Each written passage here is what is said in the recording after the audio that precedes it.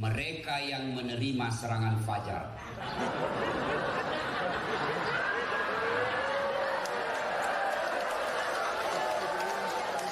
Pemilu tahun ini adalah pemilu yang betul-betul tidak ada lagi kekeluargaan.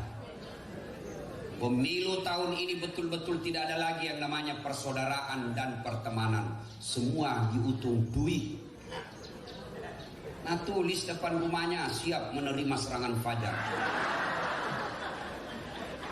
DPR RI 500.000, DPR pusat 700.000, DPR provinsi 700.000, DPR kabupaten kota 300.000, jumlah suara 11. Mohon maaf, keras kehidupan Bu. Bos, saya bingung lihat ini, mana orang Sulawesi, mana yang namanya kita punya persaudaraan. Bayangkan, hanya gara-gara duit kau tidak pilih tetanggamu. Hanya gara-gara duit 300.000 kau tidak pilih sepupumu. Hanya gara-gara duit yang kau berteman dari SD sampai SMA sampai kau dewasa, kau tidak pilih hanya karena duit 200.000. Mana kita punya sirih napace? Semua diurusin duit, semua gara-gara duit. Akhirnya apa? Yang terpilih bukan orang-orang cerdasnya selayar, yang terpilih orang ada duitnya. Pantas kau berdoa selama Ramadan, 30 Ramadan kau berdoa, tiap selesai tarawih kau berdoa. Kenapa tidak diterima doaku, Ustaz? Kau terima serangan fajar. Selesai perang Badar. Bayangkan Pak, perang Badar, ada Nabi membela agama Allah, yang dilawan jelas orang kafir. Meninggal sahabat. Sahabat yang lain berkata, dia masuk surga. Hebat ini orang, kata Nabi lah.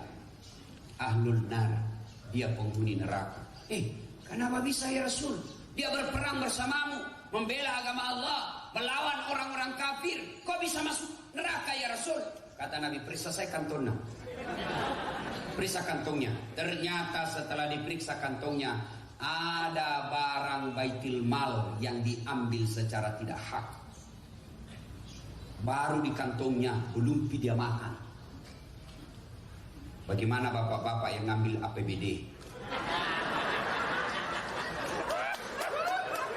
Nggak enak didengar toh? Saya suruh kau undang nggak?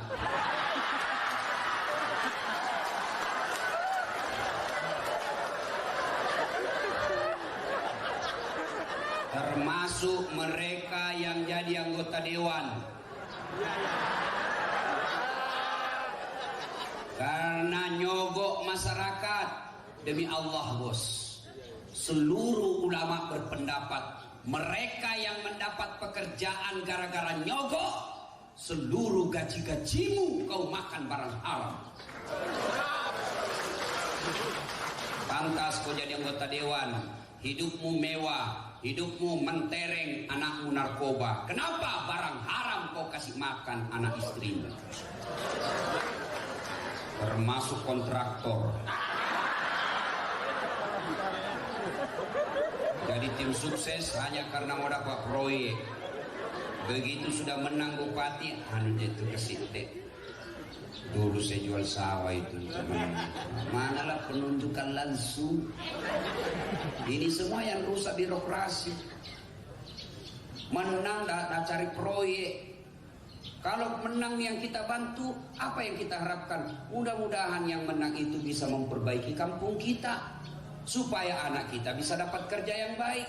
Yang mau kau cari proyek, boleh kau cari proyek tapi yang halal. Dunia sementara bos. Kalau kau menghalalkan segala cara, selamat kau di dunia tapi sengsara kau di akhirat. Pernah dengar ceritanya itu kontraktor di akhirat? Baku SMS lah ini penghuni surga sama penghuni neraka. Nah bilang penghuni surga, maka kedomo kutu bos. Tidak ada di sini. Di blender jadi terus. Nah bilang penghuni surga, masa iya lah bilang menderita ki. Nah bilang penghuni neraka, kau ya bagaimana kabar? Enak sekali di sini. 1 laki-laki 7 bidadari. 7 bidadari. Tidak pernah kentut. Seperti istri tak 7 kali kentut 1 hari. Bayangkan, Nabi bilang ini penghuni neraka. Bolehkah kami jalan-jalan ke situ? Nabi bilang boleh di sini monggo. Bagaimana caranya? Nabi bilang biar kami jalan keluarnya. Orang-orang penghuni neraka kan kreatif, cerdas, tahu cari keluar. Nabi bilang begini, kami bikin jembatan dari surga, kamu juga bikin jembatan dari neraka. Kita ketemu di tengah, nah? Oke, lelang proyek. Keluar pemenang tender. Waktu pekerjaan 3 hari. Hari pertama jembatan dari neraka sudah selesai 50%. Hari kedua selesai 70%. Hari ketiga tuntas, efektif, efisien. Sampai di tengah dilihat-lihat itu proyek dari surga.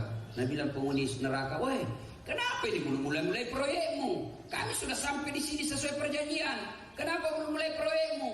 Apa dia bilang dari surga? Bagaimana mau dimulai? Kontraktor, pemborong, pengawas, panitia ada semua di situ.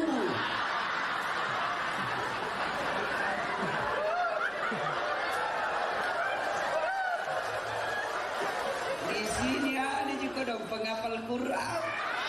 Nggak tahu hitung proyek. Nggak enak Samsur keundangan. Lupai. Sudah bilang anggota dewan aman dong kita. Pernah tuh kita dengar ceritanya anggota dewan di akhirat. Nah, oh masuk surga ini penghafal Quran. Sampai di surga nalihat, kenapa banyak ini anggota dewan di surga? Nah di negara aku banyak ditangkap korupsi. OTT, pergi di protes penghuni surga, penjaga surga. Malaikat, kenapa bisa banyak anggota dewan di sini? Di negara aku banyak ditangkap korupsi. Apa Nabi bilang penjaga surga? Jangan ribut, reses sini. Sebentar lagi dia balik ke neraka.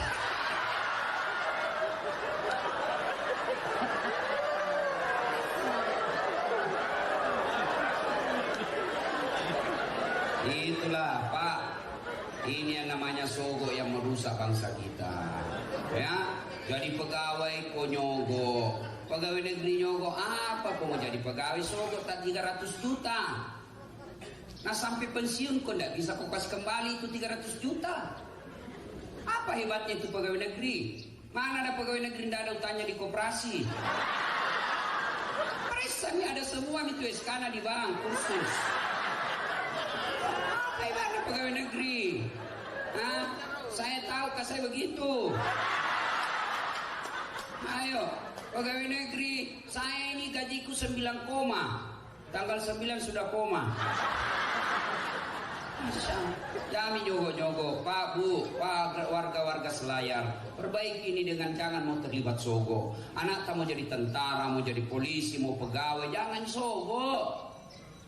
Coba kalau tidak ada money politik dalam pemilu, maka orang-orang yang keluar Selayar sekolah dan anak dari Selayar balik kembali ke Selayar, dia jadi sarjana perikanan, jadi sarjana kelautan, jadi sarjana teknik, jadi sarjana apa saja. Pulang dia bangun negerinya, dia bangun kampungnya. Mereka tidak takut masuk bertanding, mereka tidak cemas masuk bertanding. Kenapa? Karena dia pikir tidak perlu modal. Akhirnya yang terpilih anggota DPR, yang terpilih yang jadi pegawai, mereka betul-betul yang hebat ilmunya, yang membangun kabupaten kita.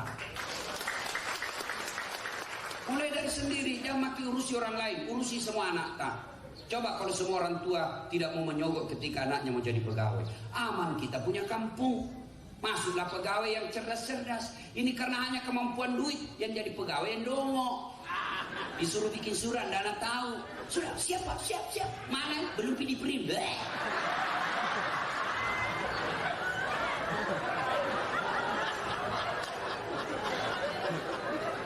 Wakalaidan. Allah kemudian berfirman, Bismillahirrahmanirrahim. Ya ayyuhalladzina amanu dukhulu fis-silmi kaffatan wa la tattabi'u khutuwatis syaitan innahu lakum aduwwum mubin. Wahai orang-orang yang beriman, masuklah engkau ke dalam Islam secara sempurna. Jangan Islam pencitraan, jangan Islam karena pilcaleg, tapi Islam benar kok, Islam kok yang secara utuh. Jangan Islam politik. Wala tattabi'u khutuwatis syaitan, dan janganlah engkau ikuti langkah-langkah setan, karena sesungguhnya setan itu musuh yang nyata bagi kalian. Ada enggak setan di tengah-tengah kita? Ada? Masa ada? Orang lagi ceramah. Setannya bukan pocong, tapi setan yang ada di tengah-tengah kita bentuknya handphone. Orang sudah ceramah masih menggesek. Setan itu HP-mu cilaka.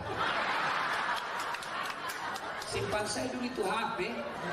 Udah enaknya kita ceramah ke begini. Kau udah makin jauh-jauh ke sini baru nak kau dengar jadi. Ibu-ibu yang pegang HP-nya selama saya ceramah, saya berdoa, ya Allah, mudah-mudahan suaminya kawin lagi. Amin ya Allah. Baru nak simpan HP-nya. Simpan saya. Kita itu pura-pura foto. Pada dalam hatinya lihat kau HP baru. Terus sekali wartawan. Ada saya balik ceramah. Majelis taklim ramai. Saya lagi ceramah, tiba-tiba ada ibu udah belakangi kak.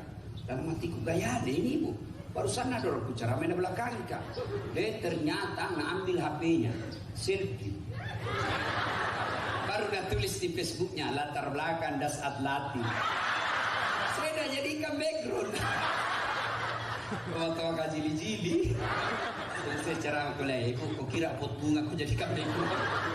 Selesai saya ceramah masih keringat, capek, ini yang paling saya tidak suka. Selesai ceramah nasuruh ki selfie. Orang capek, keringat, nasuruh ki senyum. Nah, sudahlah saya nasi ini ibu. Ustaz boleh selfie ya sini rame-rame supaya tidak ada fitnah. Sudah. Ustaz boleh cium. Boleh cium saya. Ini ibu kira-kira umurnya 55 tahun. Dan melanda nafsu Ustaz cari barakah. Biar itu kok kasih makan mama lecet di rumah. Coba masih muda kok.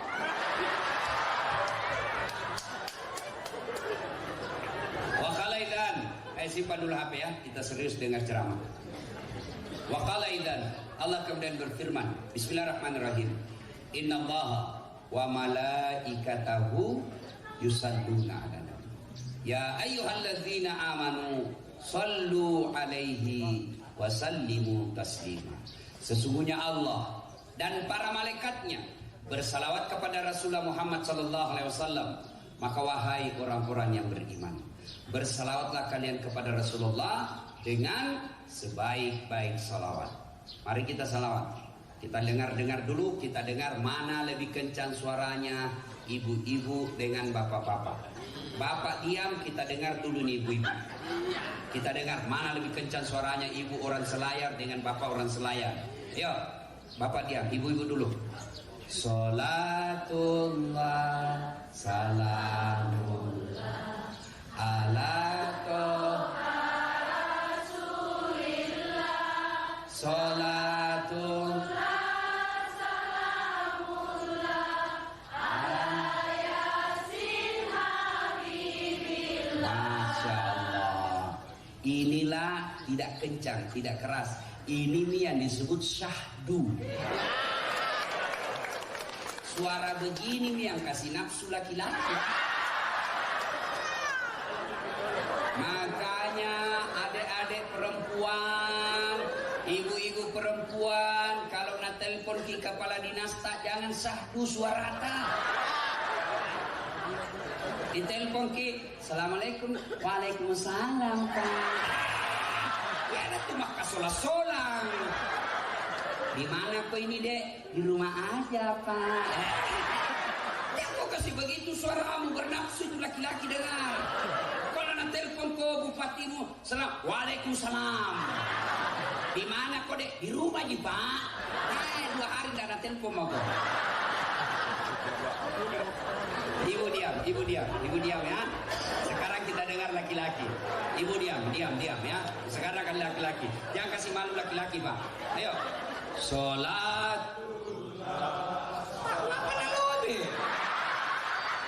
Ini mau poligami, itu bukan malos. Bikin malu-malu laki-laki. Yuk rame-rame. Sholatullah, salamullah. Ibu-ibu juga. Ala Rasulillah.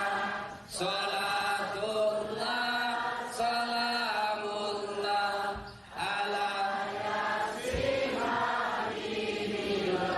Alhamdulillah, terima kasih Bapak Ibu Saudara-saudara sekalian.